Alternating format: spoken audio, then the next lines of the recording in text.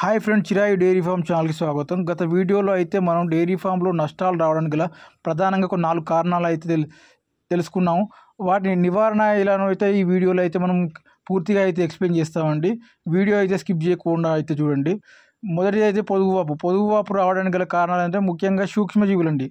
సూక్ష్మజీవుల ద్వారానైతే పొదుగువాపు వస్తుంది. అలాగే పాలు సరిగా తీయకపోవడము, ఆ దూడలు కొరకడము, ముఖ్యంగా అప్పుడే ఉన్న ఆవులు కానీ గేదెలు కానీ ఉంటాయండి, వాటికైతే పొదుగువాపు రావడానికి అయితే ఆస్కారం ఎక్కువగా ఉంటుంది. ఎందుకంటే అందులో మనకు జున్ను పాలు ఉంటాయి కదా, ముర్రు పాలు జున్ను పాలు అంటారు కదా, ఆ పాలలో ఎక్కువగా అయితే అవి సూక్ష్మజీవులను అయితే అట్రాక్ట్ చేస్తాయి ఆ తీపిదనం వల్ల.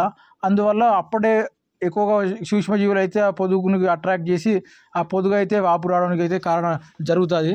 అందువల్ల ఏంటంటే పాలైతే పూర్తిగా తీయండి. దూడ తాగినప్పుడు అయితే అది డ్యామేజ్ అయిందంటే దూడ కొరుకుతుంది కదా, దూడ కొరుకుతుంది. అలాగే మనం పాలు బితికే టైంలో కూడా మన గోర్లు కానీ దానికి ఏమైనా తాకినా అయితే మీరు చూడండి.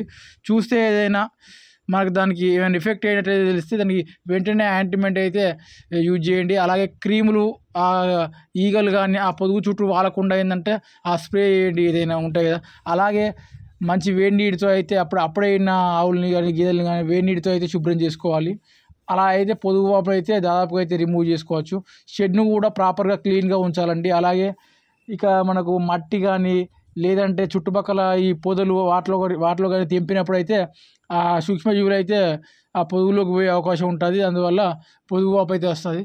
మెయిన్లీ అయితే సూక్ష్మజీవులను అయితే మనం పక్కకు పెట్టాలి. అంటే సూక్ష్మజీవులను అయితే మనం కాపాడుకోవాలంటే పొదుగు వాపు అయితే నివారించుకోవచ్చు. షెడ్ క్లీన్గా ఉండాలి. అలాగే మన పాడి పశువులు కూడా క్లీన్గా ఉంటాయి. అయితే ఆ పొదుగు వాపును అయితే 100% అయితే రిమూవ్ చేసుకోవచ్చు. ఈగలు, దోమలు అలాంటివి సూక్ష్మజీవులు కానీ ఆ పేడ వాటన్నిటి కూడా కొంచెం దూరంగా ఉంచితే అయితే పొదుగు వాపును ఈజీగా అయితే మనం రిమూవ్ చేసుకోవచ్చు. ఇక మరొకటి లంపీ స్కిన్ అని చెప్పాం కదా, లంపీ స్కిన్ కూడా సేమ్ ఇలాగే అండి ప్రాసెస్. ఈ పేలు అంటారు కదా, గోమార్లు, పేలు, ఆ దోమలు, ఈగలు, వాటి ద్వారానే అయితే మనకు లంపీ స్కిన్ వస్తుంది. ఆ బాడీలోకి అంటే ఆ స్కిన్ ఉంటుంది కదా, చర్మం పైన వాలి అందులో గుడ్లు పెట్టడం కానీ వాటిలో సంపర్కం చేసుకోవడం కానీ అలా జరుగుతాయి. అలా చేసుకోవడం వల్ల స్కిన్ ఒకటి తొలుస్తుంది. ఆ పేలు కానీ అవి కొరుకుతాయి. ఆ స్కిన్ కొరకడం వల్ల స్కిన్ అనేది ఉబ్బిపోవడం వల్ల అది లంపీ స్కిన్ ఏర్పడుతుంది. లంపీ స్కిన్ ఏర్పడడం వల్ల ఆ స్కిన్ మొత్తం కూడా డ్యామేజ్ అయిపోతుంది.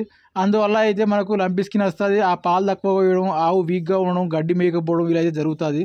సేమ్ పొదుగు వాపులో ఉన్న లంపీ స్కిన్లో కూడా సిమిలర్గా అయితే మనం ఉన్నాయండి.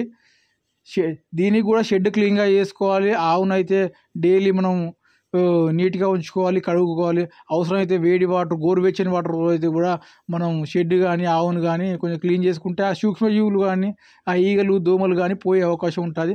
అలాగే ఆ డైరీ ఫామ్ చుట్టుపక్కల పరిసరాలు ఉంటాయి, వాటిలో కూడా ఇలాంటి పొదలు కానీ ఈ చిన్న చిన్న చెట్లు కానీ తీగ జాతికి సంబంధించిన పొదలు ఉంటాయి కదా, వాటిని కూడా కొంచెం దూరంగా వాటి కొంచెం నిర్మూలించుకోవాలి. అలా అయితే ఎలాంటి దోమలు, ఈగలు అయితే మనకు అక్కడ ఉండడానికి అది అవకాశం ఉండదు. డైరీ ఫామ్లో కూడా చిత్తడిగా అయితే ఉంచకూడదు.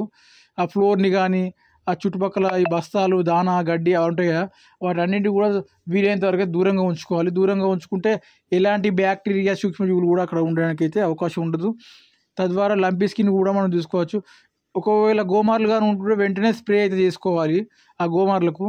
ఈ అమిత్రాజు, సైపర్మెత్రిన్ ఇవి ఇంకా వాటికి బాడీలో ఉన్న మెడిసిన్ వేస్తాం కదా, డివార్మింగ్ చేసేటప్పుడు అందులో మనకు ఐవర్మెక్టిన్ ఇలాంటివి కూడా ఉండేటట్టు చూసుకోవాలి.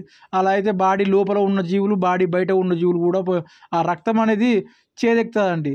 అలాంటి మెడిసిన్ కానీ ఆవుకు డివార్మింగ్లో ఇవ్వడం వల్ల ఏంటంటే ఆ రక్తం కూడా చేదెక్కుతుంది. చేదెక్కడం వల్ల దాన్ని అట్రాక్ట్ చేసే దోమలు, ఈగలు, ఆ పేలు కానీ అవి ఆ రక్తం నుండి దూరంగా పోతాయి, అవి చనిపోతాయి.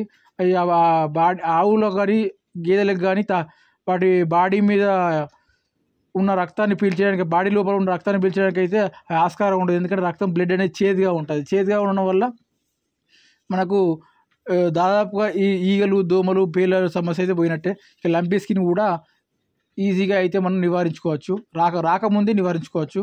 ఇక ముఖ్యంగా ఇంకొక రీజన్ ఏంటంటే ఆవులు కానీ గేదెలు కానీ చూడి నిలవకపోవడం, అలాగే ఎదక రాకపోవడం. వీటికి గల కారణం ఏంటంటే డైలీ ఎప్పటికి కూడా షెడ్లో ఉంచి ఉంచి వాటి అయితే డిప్రెషన్లోకి వెళ్ళిపోతాయి. డిప్రెషన్లోకి వెళ్ళడం వల్ల హార్మోన్స్ అయితే రిలీజ్ కాకపోవడం వల్ల ఆవులు కానీ గేదెలు కానీ ఎదక రాకపోవడం, చూడిని కూడా నిలవవు, వచ్చిన చూడి కూడా పోతుంది.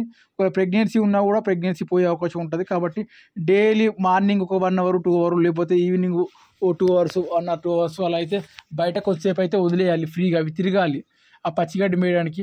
ఒక 1 ఎకరు అలా ఒక 10 ఆవులు ఉంటే ఒక 1 ఎకర్ ఖాళీ ల్యాండ్ ఉంచుకుంటే అందులో అయితే తిరుగుతూ ఉంటాయి. ఫ్రీగా తిరగడం వల్ల మనకి ఏమవుతుందంటే అవి యాక్టివ్గా ఉంటాయి. బాడీ అటు ఇటు పరిగెత్తడం వల్ల అవి యాక్టివ్గా ఉంటాయి. హార్మోన్స్ అనేది రిలీజ్ అవుతాయి, టైంకి రిలీజ్ అయ్యి ఇక మనకు ఆవులు కానీ గేదెలు కానీ త్వరగా ఎదుగు రావడం, అలాగే చూడి నిలవడము, ఆ ప్రెగ్నెన్సీ కన్ఫర్మ్ కావడము అయితే అది.